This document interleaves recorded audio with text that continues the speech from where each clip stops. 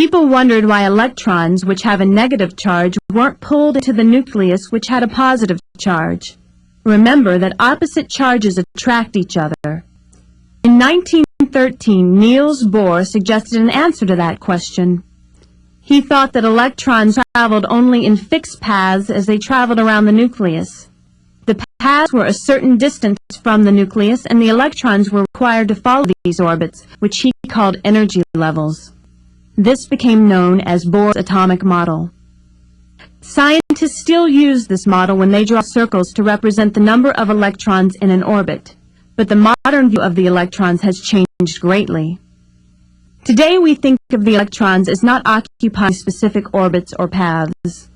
Instead, the electrons fly around the nucleus in random paths, and it is impossible to show where they are at any given moment. The new model shows an electron cloud where electrons travel rapidly throughout the atom. The dark areas of the cloud are areas where the electron is predicted to be more likely found. The energy levels still exist in this model, and each level can hold a certain number of electrons. For example, the first level can hold 2 electrons, the second can hold 8, and the third energy level can hold 18.